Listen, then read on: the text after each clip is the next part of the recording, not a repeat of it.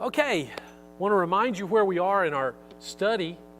We are looking at God's choice, and it's very interesting the way this lesson has been put together, because it looks at the choices that God has made over centuries and will eventually come down to you being His choice. And so I look forward to that. But we've divided it into 3 different months.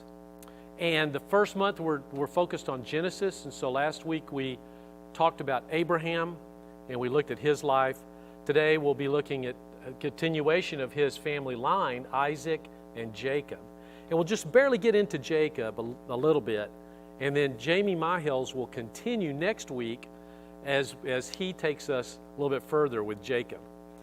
And then in October we'll be looking at Exodus, Deuteronomy, and Judges and 1 Samuel, and then we'll go to Ephesians in the New Testament and look at God's choice of you.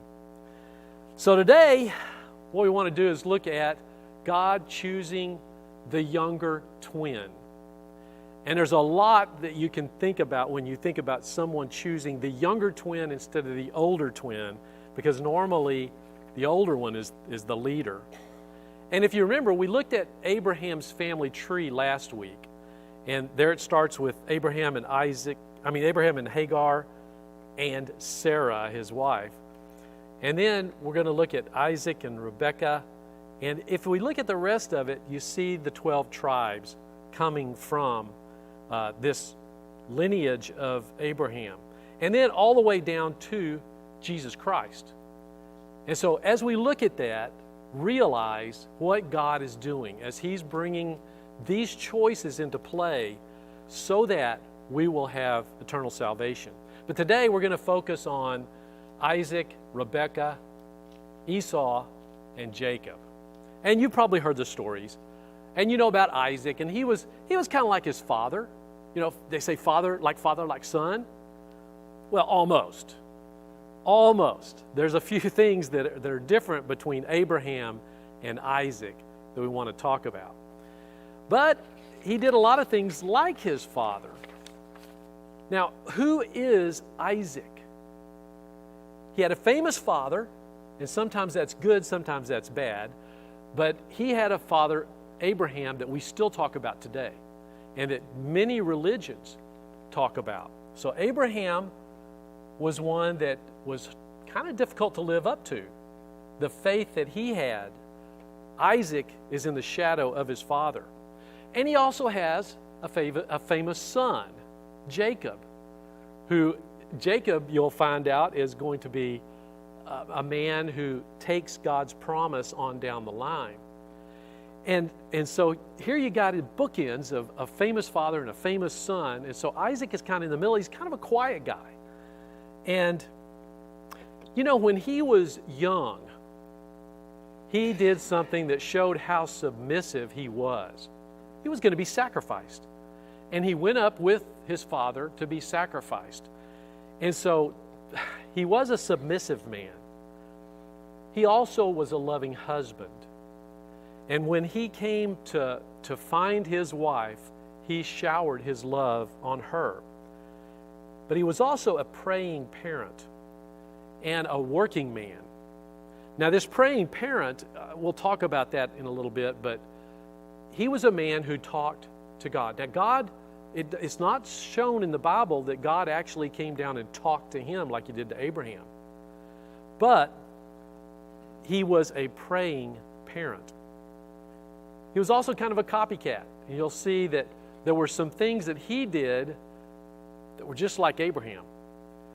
He did some things exactly like his father did. And whether it was in his DNA or whether he just learned it, you know how sometimes you see what your dad does and you kind of follow in that same path a lot of times. Well, he was kind of a copycat in that way. But he was a willing worker. And what I've got here is a picture of Isaac at one of the wells. You know, when Isaac did something he really wasn't supposed to, he was kind of punished because his wells that were very important back then And water, of course, is very important today. But back then, as people were traveling through, those wells every so often were very important to be able to continue on in a journey and keep yourself alive. And at one point, Philistines actually put things, rocks and dirt in his wells. Now, he willingly uncovered those wells, made them good again, and even built some more. And so he was a willing worker. He was a frustrated father, though, in a lot of ways. And you'll see that as we talk about some of the things that Jacob and Esau did. He was a man of faith who believed in God and wanted to follow God. Did you know that he lived longer than Abraham? He lived longer than Jacob, those two famous people on both sides of him. He lived 180 years. Now, he thought he was going to die around 97. He thought that was his deathbed. And you'll see what happens there. But when we think about his family, this quote comes up from Leo Tolstoy in Anna Karenina. That book, when he wrote it, he started off with, "Happy families are all alike. Every unhappy family is unhappy in its own way." You ever known an unhappy family? What about those happy families? When we think about an unhappy family, especially nowadays, we wonder, why do families fight? Well, there are a lot of different reasons. People can fight over money. When money gets tight, especially, what do we spend it on? I want this, you want that, and then all of a sudden this fight happens. There can be in-law related conflicts. You get married into this family, and all of a sudden, I wouldn't have chosen the grandparents, is what one person says. I wouldn't have chosen these parents or these parents-in-law. I mean, they do things weird, not like my family. And suddenly there's conflict there. And then also there's conflict over what siblings want often, especially when they're starting to care for elderly parents. Have you seen this? I want to put them in a nursing home. I don't think they need to be there. They need to be home. I want them living in my home or in your home. You take care of them. They're going to fall. You be there. You know, there's conflict that can happen over that. And then there's also this step-parent, stepchild in times when families have been fractured, and then maybe they've put back together a different way, and now we've got divorce in there. Now we've got conflict over where are the kids going to be this weekend. We got conflict over how they're trained, how you discipline them. And divorced parents, that can be a very difficult time in a family's life. That conflict is something that people really have to spend a lot of prayer in to get over. And then you got, what if there's a family business? And that family business, people want to do business one way or the other, and so there can be conflict within the family, and especially when it comes time to do some major things with that business, whether to sell it or to take on a huge contract, and one person wants to go one direction, the other sibling doesn't want to go that way. There can be a lot of conflict. And there was conflict in Isaac's family.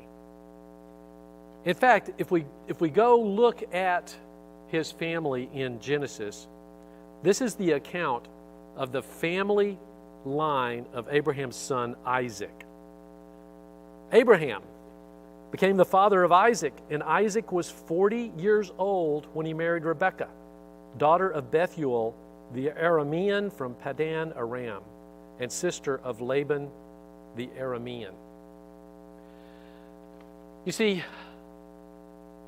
40 years old is kind of old to be married. Joan and I were married. She was 17. I was 19. And 40? I would ask, anybody in here married at 40? But you know, you haven't lived. Well, I was married at 42. But I guess that's the wrong way to, thank you, Ann. That's the wrong way to say it.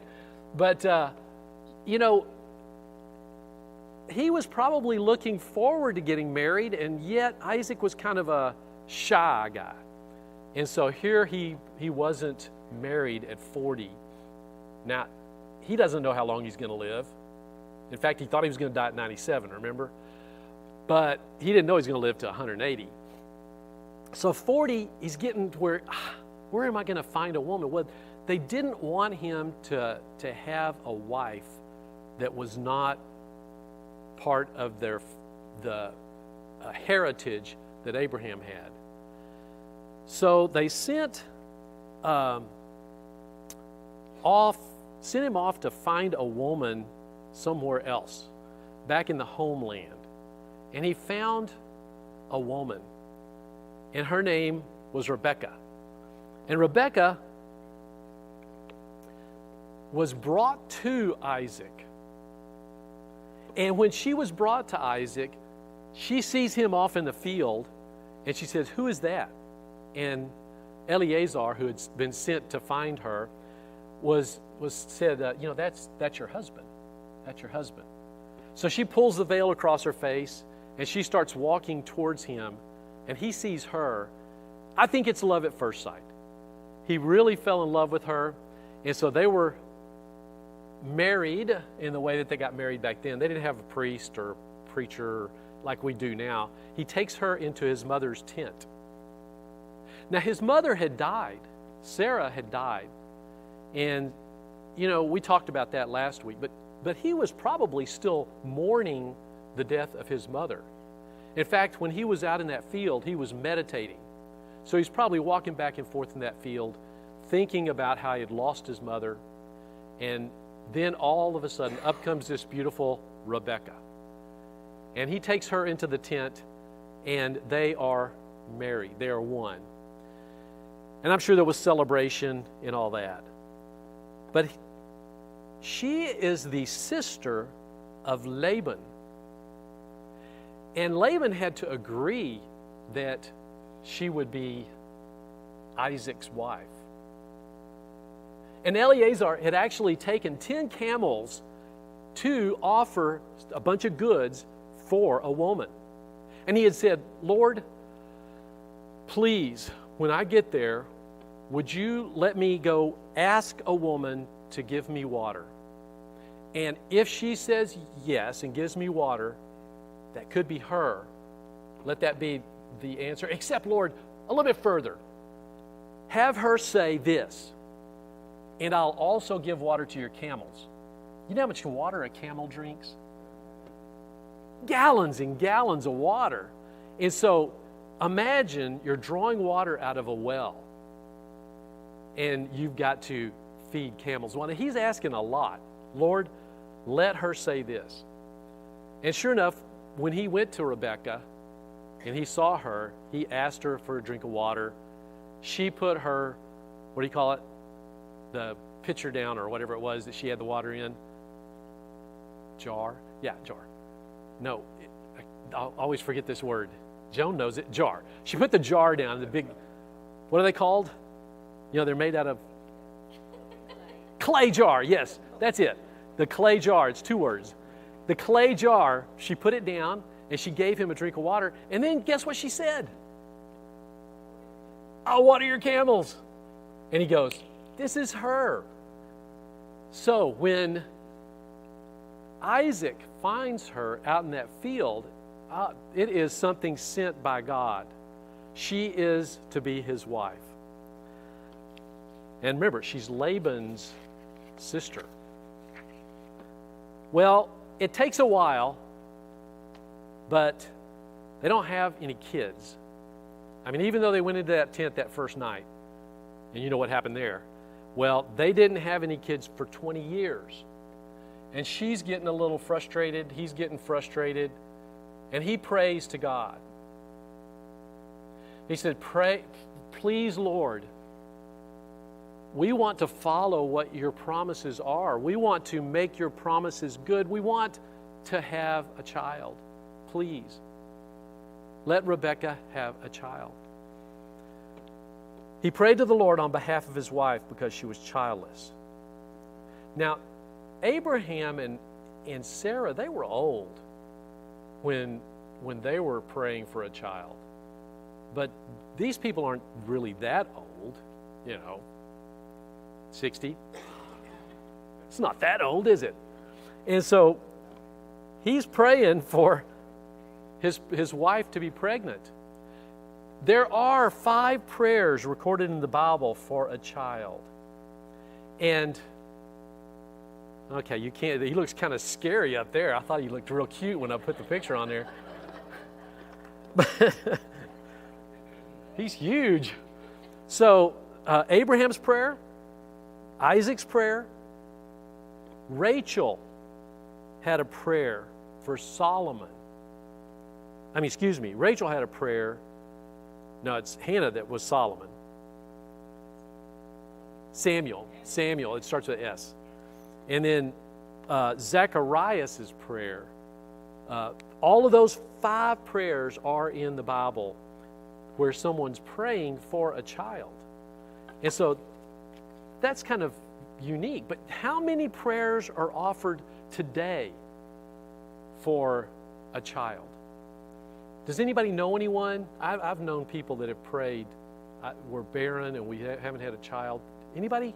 Raise your hand if you've known somebody that is like that.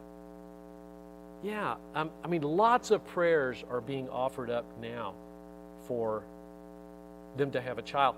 Some of them are granted, and some of them aren't. You see, God has this timing that we've talked about. And when God's timing happens the right way, sometimes it seems too long for us. It sure seemed like a long time for Abraham and Isaac. And it definitely seemed a long time for Rebekah. So we don't know God's timing. But Isaac trusted in God, and he prayed to God, and he was blessed. And see, it continues on. It says, the babies, Rebekah couldn't know that there were 2 in there, could she? They didn't have ways to sonogram her stomach and see how many babies are in there. She's just going, oh, this is hurting.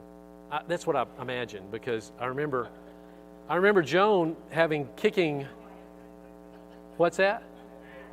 I have no idea. I had a kidney stone, and that's worse, right? So Rebekah is feeling this. David, aren't kidney stones worse? Yeah, he had a bunch of them. Well, Rebekah is feeling this jostling, and she thinks something is wrong. The babies jostled each other within her, and she said, why is this happening to me? So it must have been bad, because she'd been praying for this, She wanted this. And now she's going, why is this happening to me? Now, she'd never been pregnant before, so this is a new thing. I remember our first baby, when Stacy was almost ready to come, and I turned over one night in bed, and there was a stool in our bed. And it was one of the stools from the bar in the kitchen. And Joan had her feet up on the stool under the sheets. And I'm going, what is this? And she said, I think I got gas. And I said, I bet you're fixing to have the baby. She had no idea at that point. This couldn't be it. And so I started measuring how distance the contractions were. And sure enough, we needed to get to the hospital. So we took the stool out of the bed, took her out of bed, and we headed to the Arlington Memorial. That was where it was, wasn't it? Yeah, so I thought. Well, so she is feeling this and not knowing exactly what it is, and it's hurting, and it's 2 babies jostling there. So the Lord talks to her. Now, we don't show the Lord talking to Isaac, but it shows in the Bible that the Lord actually talked to her. Apparently, he wanted to comfort her because he said, 2 nations are in your womb, and 2 peoples from within you will be separated. One people will be stronger than the other, and the older will serve the younger. wow, this is a forecast, this is a prophecy about what is going to happen with some of these nations. Now, who are these two kids inside her? Well, it's Esau and Jacob. And when the time came for her to give birth, there were twin boys in her womb. Surprise, surprise. The first to come out was red, and his whole body was like a hairy garment. And they named him Esau. They also called him Edom. And you probably have heard of the Edomites. That's one nation that's going to come from him, the Edomites. After this, his brother came out with his hand grasping Esau's heel, so he was named Jacob. Now, some say that Jacob means grasping at the heel or something like that. So Jacob, that became a name that was like trying to trip someone up, trying to deceive. And you'll see why. Well, Isaac was 60 years old when Rebekah gave birth to them. 60 years old. He's going to be chasing a hairy kid and a little kid around. Well, the boys grew up, and Esau became a skillful hunter, a man of the open country. John, I guess you became a man of the open country as your dad taught you to. Oh, your dad's right behind you there. As y'all taught each other how, he taught you how to hunt out in bear country and elk country. Yeah. Is there a certain thrill to that? Yeah?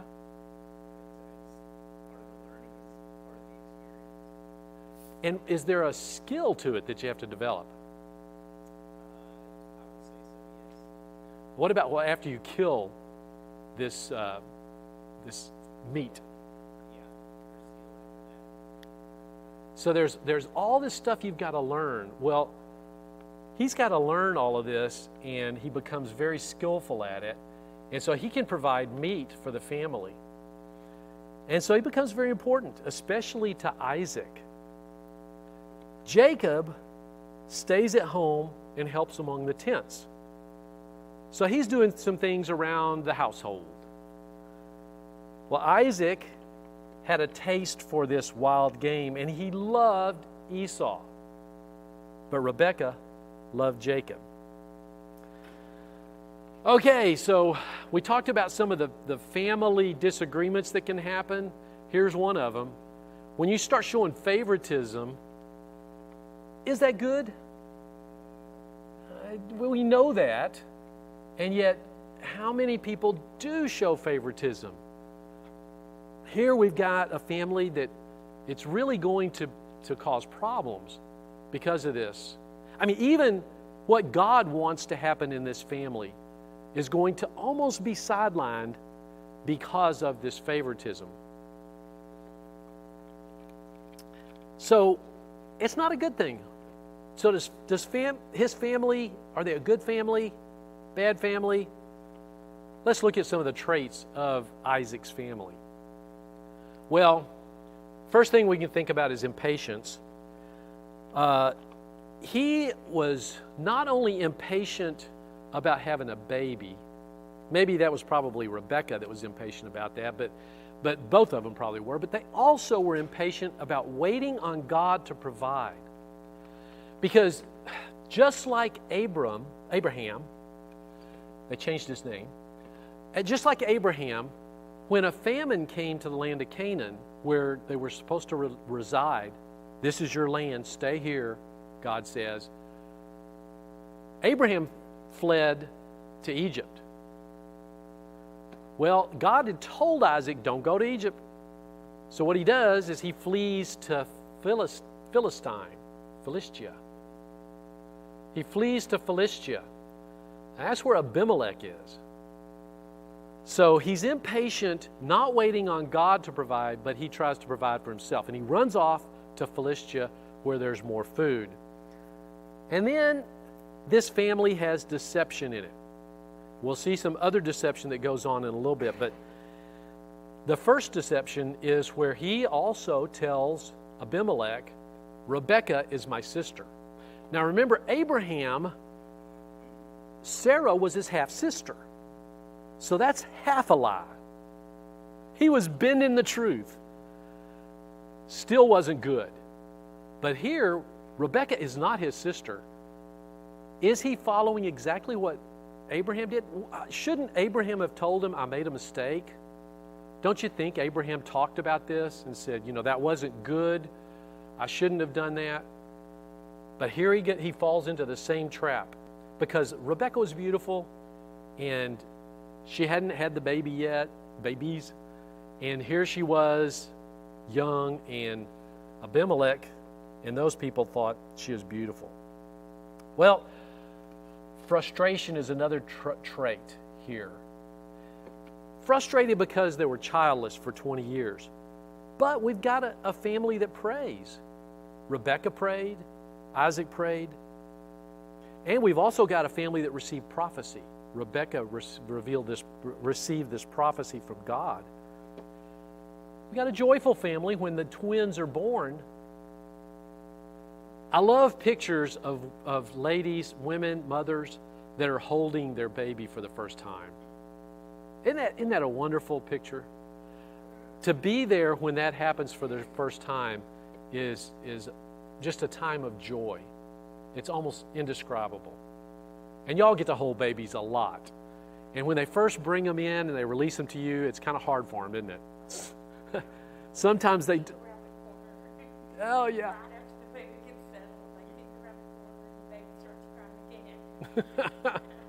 So it's a time of joy to have that new life and to be able to raise that new baby up. But there was that favoritism we mentioned with Isaac loving Esau and Rebekah loving Jacob. That causes problems. And in this family there was some short-sightedness. And as Esau gets hungry one time, he is very short-sighted. And he actually does some things that he regrets. They're cunning. Especially Rebekah. Rebekah's very cunning. She knows what the Lord's promise is, that their descendants are going to be multiplied as the sands of the earth. And they've heard the promises probably from Abraham. This is what God has promised us. We're going to bless all the nations of the earth. And she's trying to make it happen. So, first of all, praying for that baby, those babies. Second of all, she is always listening. I know moms are like that. You hear, we'll be sitting there in a conversation with our family around a table. Kids are upstairs playing. Audria, Caleb's wife, is sitting there, and it looks like she's totally involved in our conversation when suddenly she goes, Anson, stop that. How did she hear that? What did she know he was doing? She's got one ear that direction. Rebekah was that way. And Rebekah hears things that she knows, oh no, I've got to do something about this. Not, I wonder what God's going to do about this. I wonder how God's going to fulfill his promise through us, even though this is happening. I've got to do something about this. And she does some very cunning things, especially her plan with Jacob. Let's talk about this short-sightedness. You see, Esau was out hunting. Do you ever get hungry when you're hunting, Mike? Do you take beef jerky or something with you, or you just kill it and eat it right there? Okay. And you probably take some... I hunted for Joan when I was in high school, and I caught her. So he was hungry. He had been out hunting all day long, and I'm sure hunting with a bow and arrow instead of a gun is a little more difficult. So he's out there trudging around looking for game and trying to find their food, and maybe he's been gone for a couple of days, but once when Jacob was cooking some stew, can you smell it? Sometimes when you come into the house and you smell that aroma, it just makes you salivate, makes you hungry, and all of a sudden you're ready to eat. Well, Esau came in from the open country and he was famished. When we have come off of wilderness trek, I remember very clearly some of those times when we came down and they fixed us a meal. It was the first, where it was almost like going through Luby's where you could dip the green beans and the meat, and they fixed all this good stuff. And all the high school kids were saying things at the table like, "This is the best food I have ever had." It really wasn't. But they were famished because they'd been eating Spam cooked on a little plate, and they'd been eating peanut butter sandwiches and things like that, and they'd been working up an appetite. So he is famished, probably beyond what wilderness trek kids were. Now, he said to Jacob, "Quick, let me have some of that red stew. I'm famished." That's why he was also called Edom. Edom means red. Now, he may have had red hair. He was red when he came out. So there's a lot of things here that led to him being nicknamed Edom, and then the Edomites coming from him. Well, Jacob must have been ready with his answer, because he doesn't say, "I'll give you a little bit," or "No," or here, you can have this much. He says, "First, sell me your birthright." Well, he's so hungry, he feels like he's going to die. And I've heard people say that. I would die for some of this or some of that. I would die to get that. I would die for a taco right now. Have you ever heard that? And you're off in like northern land, somewhere up in the foreign land in New York or someplace, and you want a taco from Texas, and you die for one. I've heard that. Well, he said, "I'm about to die. What good is my birthright to me?" So Jacob thinks about it, and he says, "Swear to me first." So he's short-sighted, and he thinks, "Okay, I'll do it. I want that." So he swore an oath to him, selling his birthright to Jacob. And then Jacob gave Esau some bread and some lentil stew. He ate and drank, and then he got up and left. So Esau despised his birthright. What could this mean? Did he really despise it? Did he not value it? Esau was not such a spiritual guy. In fact, he married women that his parents did not want him to marry. He married two that were from a foreign land. They worshiped idols and everything. And so this was not a good thing. Esau was not as spiritual as the rest of the family wanted him to be. And so Esau did not see the value in his birthright. Well, this family has some problems. God is using them anyway, though. That's the thing about it. You've heard the families like the Hatfield and the McCoys. They have this rivalry, and they would shoot each other, and it's a famous conflict. Well, we saw recently where they've made peace, and they live together in the same town, descendants of the Hatfields and the McCoys. Sometimes that's easier than the intra-family rivalries that happen. Now, feuds within a family sometimes are hidden from the outside. The Hatfield McCoys, that was open to the public. Everybody knew about it. It's in the history books. But sometimes these feuds within a family are kind of secret. And they're difficult. You got individuals in the family trying to outmaneuver each other. Maybe they want the blessings of their parents. They want to be the one that's in the will. Maybe they're just trying to be the best of the family. Maybe it's a rivalry. But they maneuver against each other, and sometimes they even form alliances. These two against this one. that can be very difficult. Parental favoritism will magnify those problems. When the parent starts favoring this one over the other and there's already these rivalries, now it makes it worse. But God uses this family anyway. So why would he use Jacob? Let's just look at him real quickly at some of his characteristics. He was a devising brother. He devised a plan that when Esau came into the place where he was cooking that stew, he was ready with an answer. Give me your birthright. He was a deceitful son. Later, he deceives not only his father, but he deceives him in a way that, his father was blind. His father was old, thinking that this is his deathbed, and he's still going to deceive his father. But he's a dreaming pilgrim. Later, he has a dream, and he sees God saying, I'm going to use you, the ladder going up and down from heaven with the angels. So he's a dreaming pilgrim as he goes on this voyage, leaving because, why? Because of the rivalry with Esau. Esau's trying to kill him. He's a love-struck suitor. He goes after Rebekah and wins her. But he was a frustrated family man.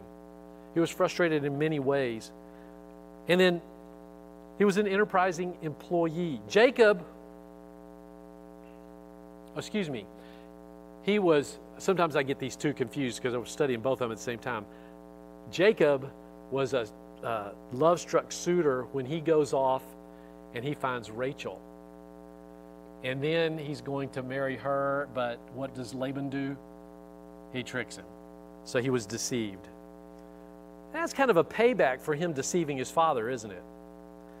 And then he was an enterprising employee. Laban says, you got to work for me. 7 years, he's still working for his wife. So he was a determined person. And next week, Jamie's going to talk to you about how he's a determined wrestler.